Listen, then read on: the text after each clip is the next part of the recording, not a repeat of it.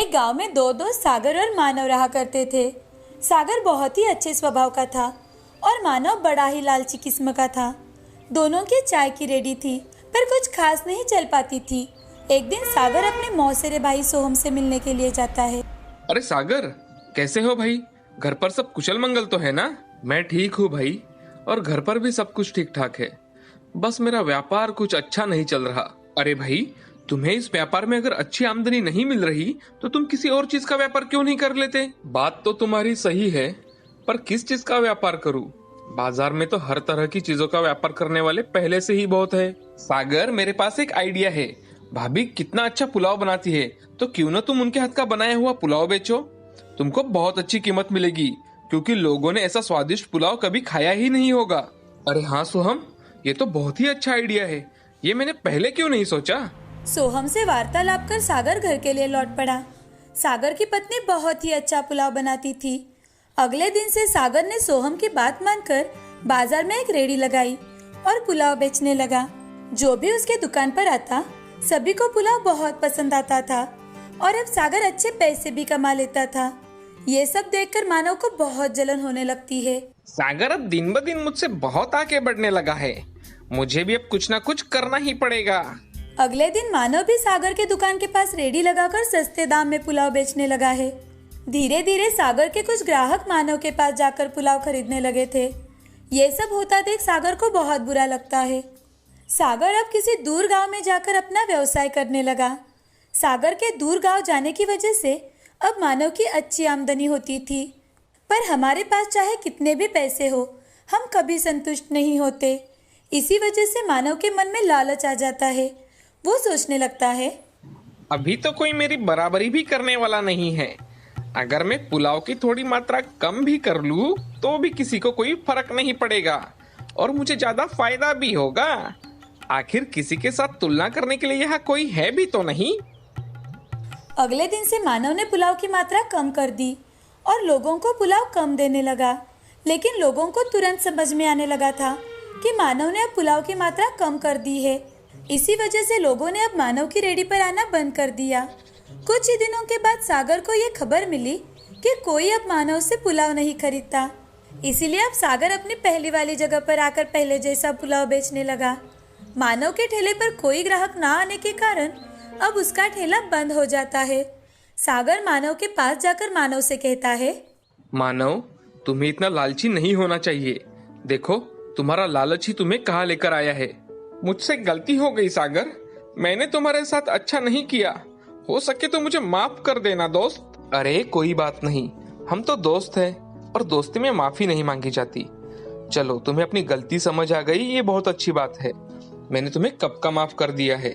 मानव, मैं सोच रहा था क्यों ना हम दोनों साथ मिलकर पुलाव बेचे। तुम बहुत अच्छे हो सागर। मैंने तुम्हारे साथ इतना बुरा किया और तुम अभी भी मेरे लिए अच्छा सोच रहे हो। शुक्रिया दोस्त। अरे मानव, आखिर दोस्त होते किस लिए है? भगवान करे तुम्हारे जैसा दोस्त सभी को मिले। अगले ही दिन से मानव और सागर ने मिलकर गांव में पुलाव बेचना शुरू किया। दोनों को एक साथ काम करता देख उस गांव के लोग अब उनके ठेले पर आने लगे। धीरे धीरे उनका व्यापार एक गांव से बढ़कर कई और गांवों तक जा पहुंचा और दोनों दोस्तों ने आगे से हमेशा एक साथ रहकर बिना स्वार्थ किए बहुत अच्छे से कारोबार किया। भारत की पूर्व दिशा की ओर मानिकपुर नाम का राज्य हुआ करता था। वहाँ पर राजा रविंद्र सिंह राज करते थे। राजा रविंद्र सिंह का एक पुत्र था, राजकुमार कश्यप। राजकुमार कश्यप बहुत ही बहादुर थे। वो सारी शस्त्र कलाओं में निपुण थे। हर तरफ उनके ही बहादुरी के चर्चे थे। राजकुमार कश्यप की जय, राजकुमार कश्यप की जय। एक दिन राजकुमार कश्यप अपने दोस्तों से कहते हैं, चलो आज जंगल में शिकार करने चला जाए। थोड़ी दूर जंगल में जाते ही उन्हें एक हिरन दिखाई देता है। शिकार को देखकर राजकुमार अपने दोस्तों से कहते हैं, वो रहा शिकार, चलो जल्दी पकड़ो। जैसे ही सब लोग शिकार के पास जाते हैं, तभी कुछ भालुओं ने राजकुमार कश्यप की तलवार पर झपटा मारा।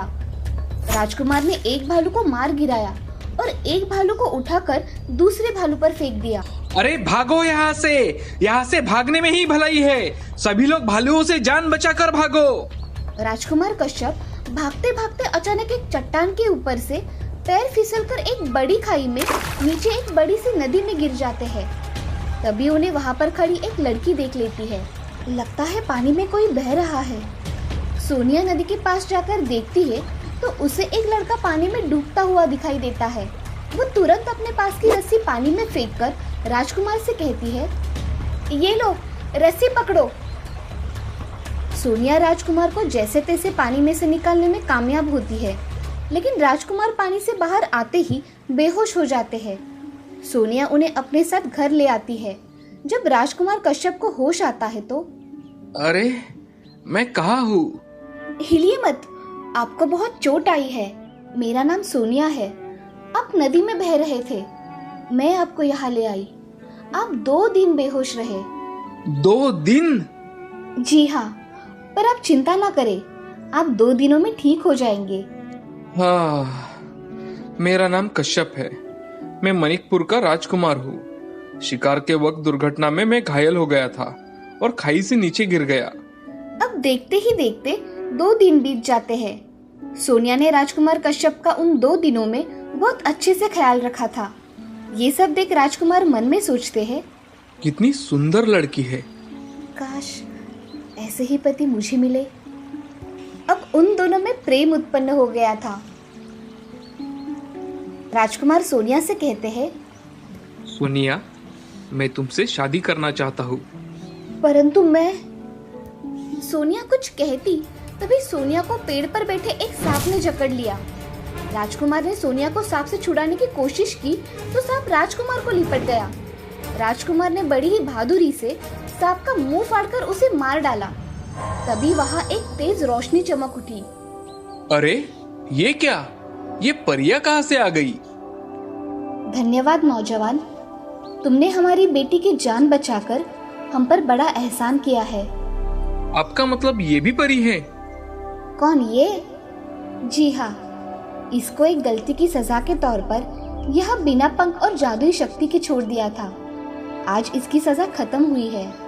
अच्छा बहादुर नौजवान, अब हमें इजाजत दो, हमें वापस जाना है। जी पर मैं। राजकुमार कुछ कहता तभी सोनिया उसके पास आई और राजकुमार से, राजकुमार आप लालबाग के महात्मा से मिलो, वो जरूर कोई ना कोई रास्ता निकालेंगे। ठीक है प्रिय, अलविदा। अलविदा प्रियतमा। सोनिया के वहां से जाते ही राजकुमार कश्यप अपने घर पहुंचे। घर पर सब लोग बड़े चिंतित थे। जैसे ही राजा और रानी ने राजकुमार को देखा, सब लोग बहुत खुश हो गए। राजकुमार सबसे मिलकर अपने दोस्तों के पास चले गए। हमने तुम्हें बहुत ढूंढा कश्यप, पर तुम नहीं मिले। तुम थे कहाँ? राजकुमार कश्यप ने सोनिया वाली बात अपने दोस्तों को सुनाई। तो हमारे राजकुमार प्रेमग्रस्त हो गए हैं। हाँ, हमें सर्वप्रथम लालबाग के महात्मा से मिलना चाहिए। वही कोई ना कोई रास्ता निकालेंगे। हाँ, यही ठीक रहेगा। तो कल सवेरे उन्हें ढूंढा जाए। अगले दिन सब लोग मिलकर लालबाग में जाते हैं और राजकुमार से कहते हैं, हमें लगता है कि यही लालबाग के महात्मा होंगे। राजकुमार बाहर खड़े एक मुनि से कहते हैं, जी हमें महात्मा जी से वार्तालाप करना है। जरूर, पर आप जरा इंतजार करें। कुछ समय बाद महात्मा उनके पास आते हैं और उनसे, बोलो वत्स, हमसे क्या सहायता चाहते हो? राजकुमार ने पूरा किस्सा उन्हें कह सुनाया। अच्छा, तो तुम सोनिया से मिलना चाहते हो? जी, मैं उनसे विवाह भी करना चाहता हूँ ऋषिवर। वत्स, अपने प्रश्न का जवाब पाने से पहले तुम्हें अपनी योग्यता साबित करनी होगी। तुम्हें इस वन के आतंक महाकाल रिच से मुकाबला करना होगा। जी ऋषिवर, जैसी आपकी आज्ञा। मैं रिच का मुकाबला करने के लिए तैयार हूँ। आप मुझे वहाँ ले चलिए। राजकुमार कश्यप और सभी लोग वन में रीछ के निवास स्थान पर जाते हैं। तभी ऋषि राजकुमार से, इस गुफा में महाकाल रिच का वास है, जाओ उससे युद्ध करो। राजकुमार और उसके दोस्त उस गुफा में प्रवेश करते हैं। उनके सामने एक बहुत बड़ा भालू आता है और राजकुमार के ऊपर झपट पड़ता है।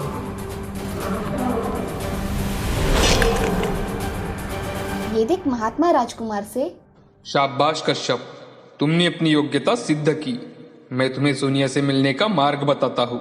थोड़ी देर में महात्मा कश्यप और उनके मित्रों को एक झील के पास ले गए और राजकुमार से, इस झील के बीच से ही परीलोक तक पहुंचने का रास्ता है।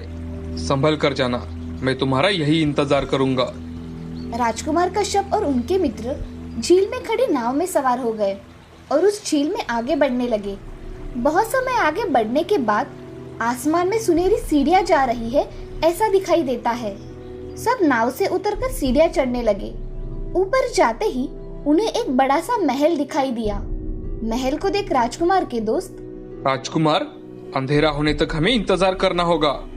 अंधेरा होने पर राजकुमार महल में चुपके से प्रवेश करते हैं और परी सोनिया के कमरे तक पहुंच जाते हैं। सोनिया, आप यहाँ कैसे आ गए? सोनिया, तुम्हारे कहने पर मैं महात्मा जी से मिला।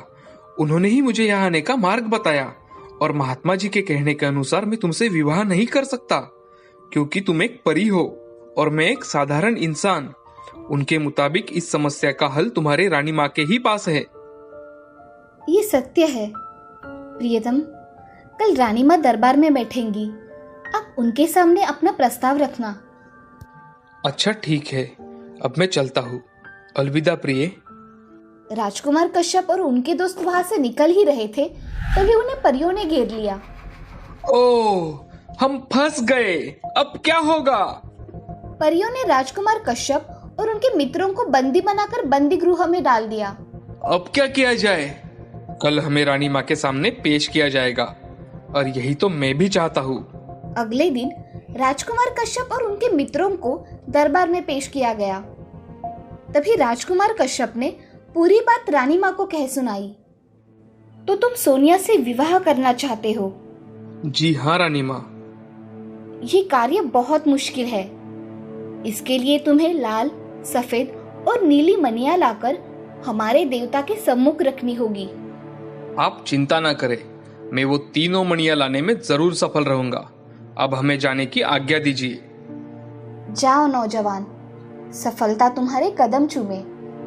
राजकुमार कश्यप और उनके दोस्त वहां से लौट निकले और लौटकर सारा हाल महात्मा को सुनाया। जिन मणियों का रानी माँ ने जिक्र किया है उन्हें पाना अत्यंत मुश्किल काम है। सफेद मणि नीली घाटी में है, लाल मणि काले पर्वत की चोटी पर मिलेगी तथा नीली मणि समुद्र के नीचे है। तीनों मणियों की सुरक्षा का कड़ा प्रबंध है। उन्हें पाना अत्यंत मुश्किल है राजकुमार। आप चिंता न करें ऋषिवर, हम जरूर सफल होंगे। अब आप हमें आशीर्वाद दे। विजय तुम्हारे कदम चूमे। इसके बाद चारों मणियों की खोज में चल पड़े। पहाड़ हो या रेगिस्तान, वे लोग चलते गए।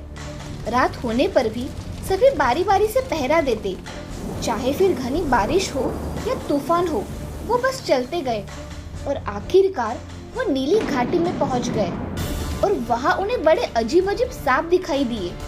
उन सांपों ने उन पर हमला किया, लेकिन सबने मिलकर उन सांपों को मार गिराया।